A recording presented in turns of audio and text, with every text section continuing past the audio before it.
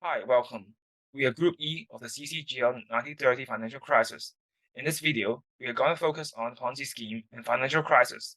We will discuss in what way a Ponzi scheme resembles a financial crisis and how they differ in certain aspects.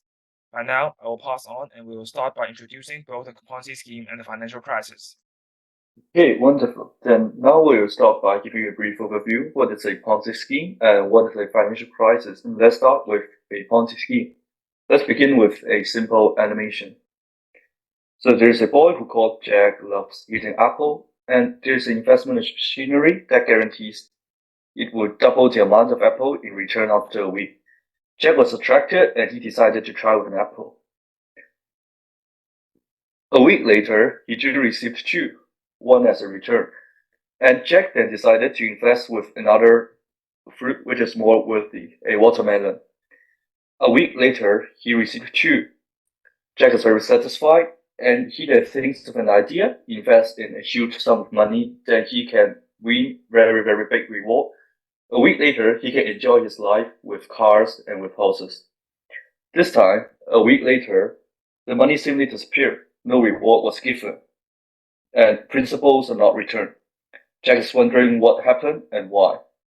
Later, he discovered that the investment machinery is simply a fraud, which is operated by a guy who got Ponzi. So this is a simple animation of Ponzi scheme. Well, let me give you a brief definition defined by Investopedia what a Ponzi scheme is. It is a fraudulent investing scam which promises high rates of returns with little risk to investors, and it generates these forged revenues for earlier investors by taking money from later investors.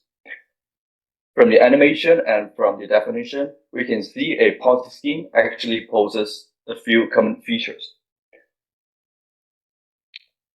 Well, first, it promises big returns with little or no risk. No matter the market moves up or down, the returns are big. Also, the products are unregistered or unlicensed. Thirdly, it has a overly complex investment strategies because they will be reluctant to share details on how their investments operate, as they simply do not do any investment. And even the details are given, they're not make sense. Lastly, they disguise themselves as a legitimate business to blind those investors.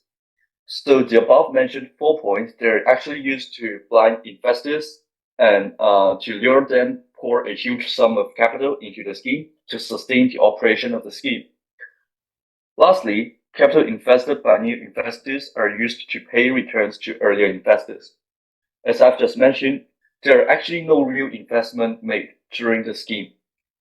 So how does the returns to earlier investors come from? Well, it's simple. When there are new investors joining into the scheme, they pour a sum of investment in it, and these investments are used as return to earlier investors, such that it could sustain. And the above is the brief introduction of what a Ponzi scheme is. So what is a financial crisis? There are two types of financial crisis, including the credit crisis and the currency crisis. Some famous credit crisis includes the Great Depression and the financial crisis. And currency crisis includes the Asian financial crisis and the Greek debt crisis. Now let's talk about the causes of the crisis.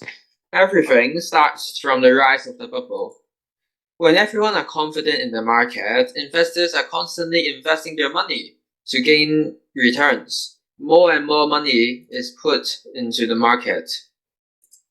The bubble gets larger as more money is in it. When more money is in it, the more income it generates. Investors become more confident in the market as it generates consistent returns. Hence, they leverage more and put more of their money to get a higher return. By then, a vicious cycle is formed, which makes the bubble even larger. Eventually, the bubble cannot withstand the large amount of leverage and money, and there is a crack.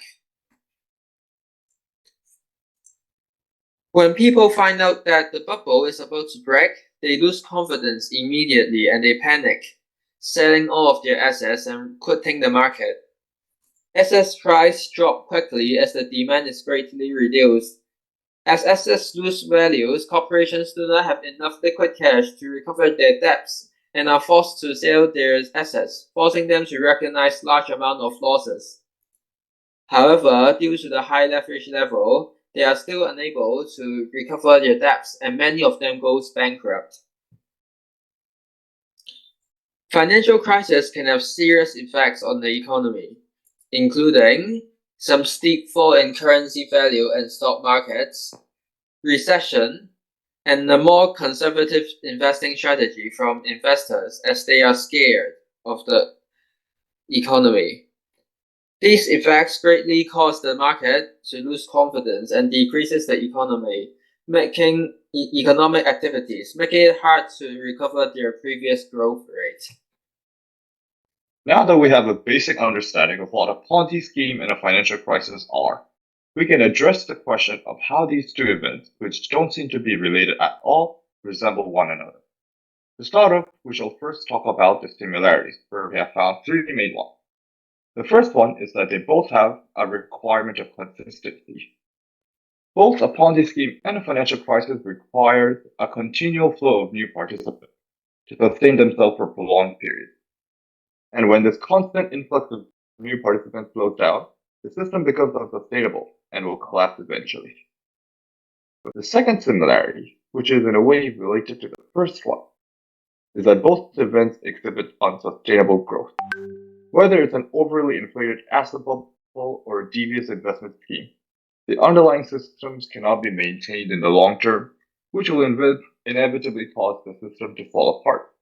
Historically, we can always see that bubbles do eventually burst, leading to the consequent financial crisis, and Ponzi schemes eventually collapse, and the perpetrators are exposed with enough time given.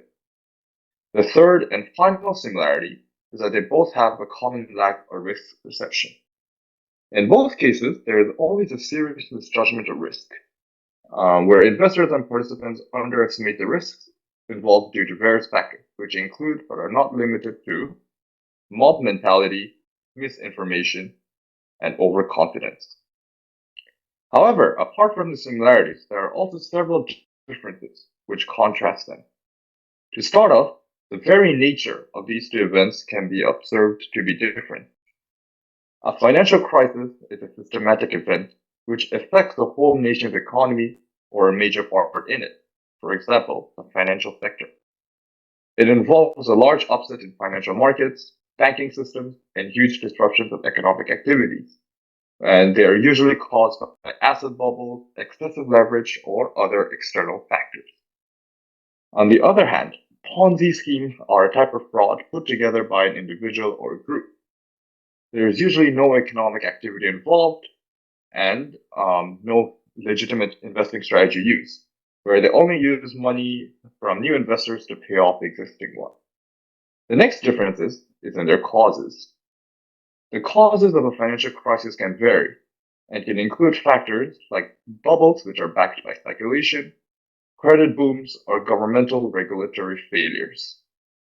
While on the other hand, Ponzi schemes are nothing but frauds, which promises high returns without a real investing strategy or any form of economic activity, which are usually planned by malicious individuals or groups. The third and final difference is in the response. Responding to and tackling financial crises can be very challenging. Often they are not immediately visible and are usually hidden in plain sight, and attempts to address them can only lead to further instability, which exacerbates the issue even further. On the other hand, Ponzi schemes are significantly more simple to deal with. As it is a form of fraud, it is against the law to run a Ponzi scheme, and authorities often intervene before they even collapse. On the other hand, investor education and awareness also play a crucial role in deterring such schemes, as well as which can undermine the ability to deter and prevent Ponzi schemes from developing further.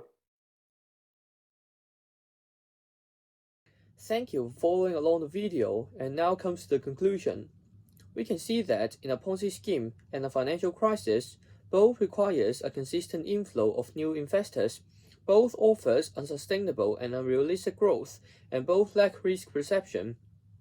While there are certain differences among the two, Ponzi scheme is a fraud, while a financial crisis is a systematic event.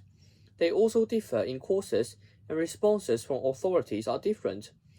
This is the end of the video, and thank you for watching. Have a nice day. Bye bye.